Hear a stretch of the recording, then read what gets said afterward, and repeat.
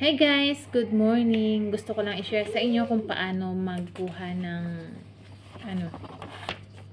ng family visa at yung mga requirements po niya. So, inuna ko po yung yung PSA, birth certificate sa mga bata, tapos sa akin ay marriage contract lang po yun siya, PSA. Then kailangan po updated po yun siya within 6 months dapat bago yung nakuha nyo.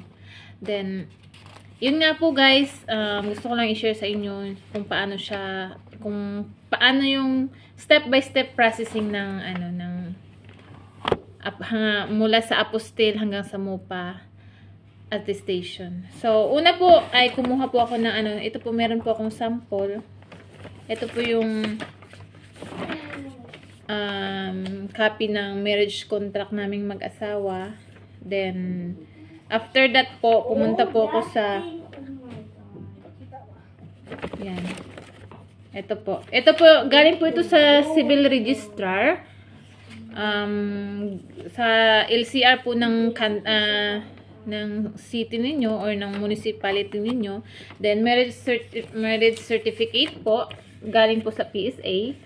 Ayan. Sample lang po ito siya. Then, after that po, pupunta po kayo sa DFA na kung saan po nag-aasikaso po sila ng apostille o yung tinatawag po na red ribbon noon. So, ngayon po ay tinatawag na siyang apostille. So, ayan po, nagpa-apostille po ako. Ang bayad po nito is 200 pesos lang kung kung express, tapos kung naman, kung madalian.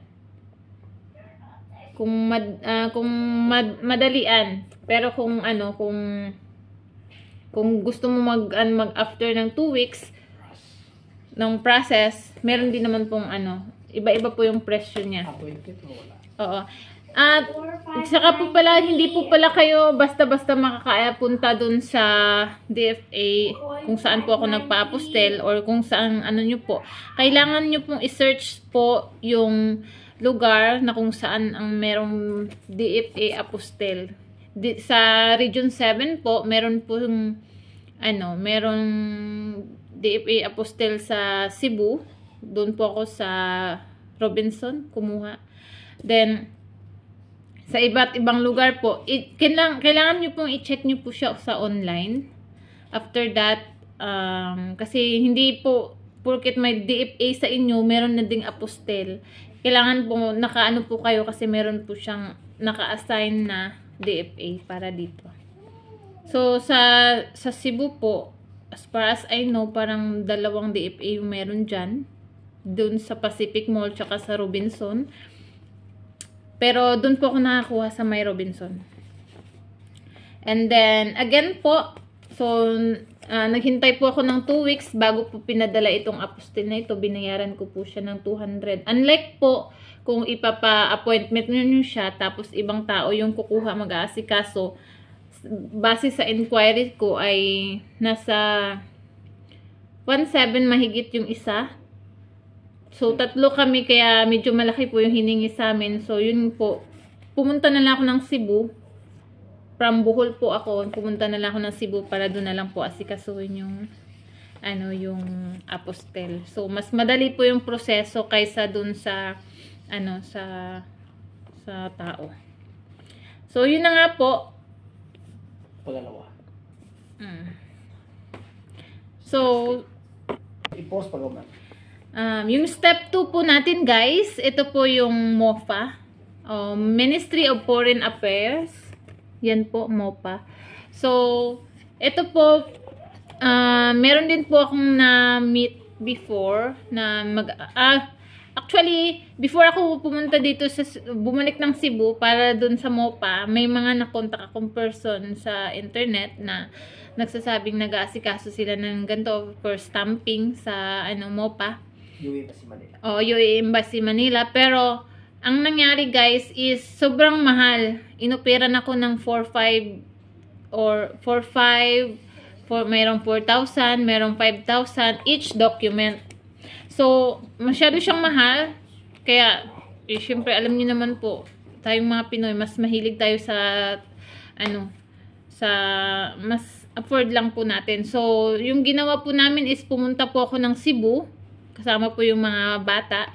Then, doon po ako na, ano, nakapag-search po kami sa internet ng BFS company, na kung saan nag-aasikaso po sila ng MOPA.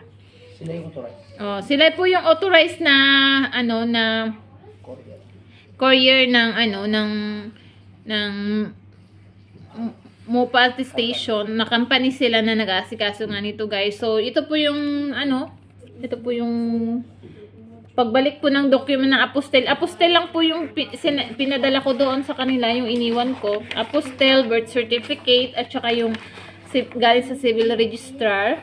Then, after that po, bumalik po sa akin na meron na po siyang MOPA, Ministry of Foreign Affairs. Meron po siyang mga serial. Tapos, at meron na din po siyang, hindi ko alam po anong tawag nito, guys. United Arab Emirates. Parang ito na po yung stamping na ng United Arab Emirates na nakapag ano na po siya.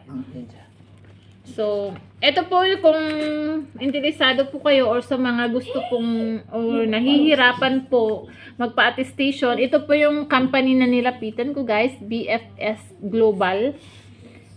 Yun yun, nakikita niyo naman yung pangalan ko, guys. Yan. So, yun po yung ano, madali lang po siyang ano, madali lang po siya. At saka nakatipid po ako ng konti. Yung BFS Global Company po ay nasa Maynila at nasa Cebu lang po. Dalawang company lang po yung authorized na isang company lang po siya. Parang nagkaroon lang siya ng branch sa Cebu. Sa BFS Global Company po, meron lang po silang ibibigay na form para fill upan mo po ito. Tapos kung saan ka i-deliver yung ano niya, yung documents mo. So, ito po yung pinilapan ko, guys, at yung ano. Tapos, guys, dun po sa pagbabayad nyo po, meron pong amount na ibibigay sa inyo. Hindi lang po ako magbibigay ng amount kasi baka ibang amount na yung maano nyo na sa pag, ano, so, kung kayo na naman yung mag-asikaso. Basta, ano lang, guys, hindi sila tumatanggap ng cash. Ang tinatanggap nila is bank to bank. Meron silang ibibigay sa inyo na bank account. Doon nyo po isi-send. At resibo na lang po yung ano. Hindi sila nagtatanggap ng cash. Iba bank to bank or basta pwede din GCash, bank transfer sa bank na ibibigay nila sa inyo. Tapos, yun na nga po. Tapos, ipipresent nyo po yung resibo ng bank na binayad nyo, guys. After that, guys, so, meron na akong apostil. Ito kay Precious naman ito sa anak ko. Meron na kaming apostil, meron kaming birth certificate, meron kaming, ano, galing sa LCR na record, meron kaming MOPA. So, ngayon po, ay kailangan na namin magpa-attestation dun dito sa embassy ng MOPA dito sa UAE. As of now, guys, nandito na po ako ngayon sa UAE. At kasalukuyan po kaming nagpa-process ng ng aming family visa.